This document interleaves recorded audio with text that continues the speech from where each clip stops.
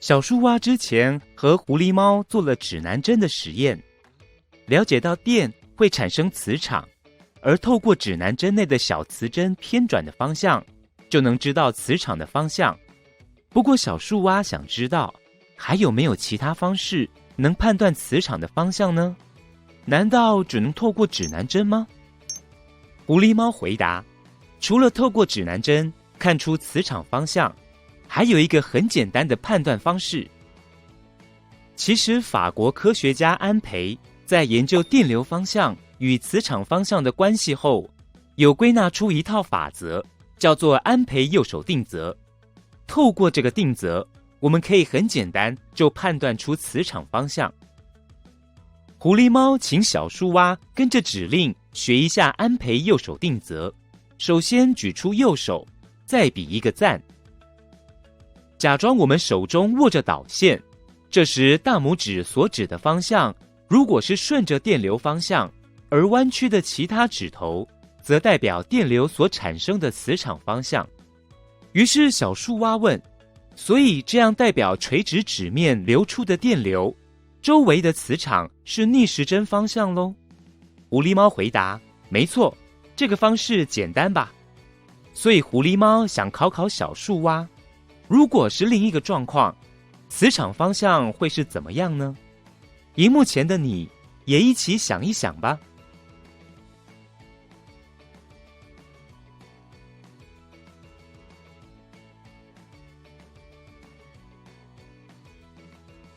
相信大家现在都会判断磁场的方向了。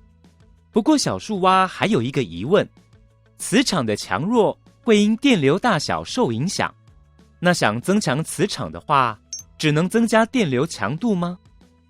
其实还有一个方法，那就是将指导线弯成圆形。让我们一起跟着狐狸猫和小树蛙做实验吧。狐狸猫准备了电池组、导线和指南针，接着用导线在指南针上缠绕了一圈。小树蛙发现磁针偏转的幅度变大很多。狐狸猫和小树蛙补充说明，这是因为导线绕一圈成为单匝线圈后，磁力线会变得更密集，所以产生的磁场会变大，磁针偏转角度就变得更大。小树蛙接着想用铁粉看看磁力线的分布情形。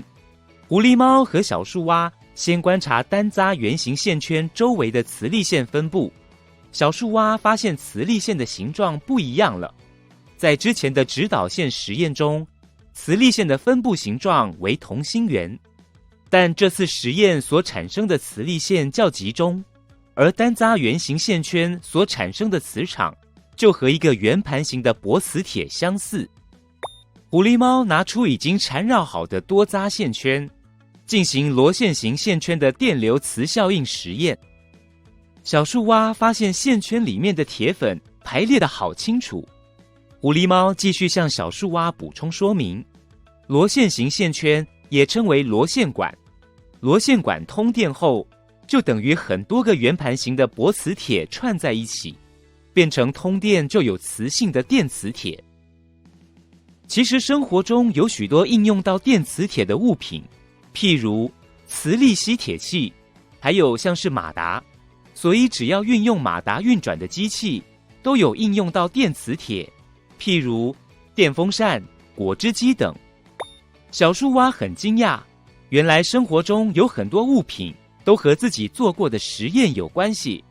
不过小树蛙有个疑问，如果是磁铁的话，就会分 N 极和 S 极，那要怎么判断螺线管的磁场方向呢？狐狸猫回答，我们先来看看这个被7包线缠绕的小铁钉尖端。小树蛙发现通电之后，小铁钉的尖端一直排开小磁针的 N 极，这表示小铁钉的尖端是电磁铁的 N 极呀。狐狸猫说，被你发现咯。螺线管中电流建立的磁场方向，一样可以用安培右手定则判断哦，只是手指代表的意义不一样。让我们再次跟着小树蛙伸出右手比赞，假装我们握住螺线管的线圈，此时其他手指弯曲的方向代表的是电流方向，而大拇指所指的方向就是磁场方向，也就可以指出电磁铁的 N 极。现在小树蛙会判断磁场方向了，你也学会了吗？让我们一起来做个小测试吧。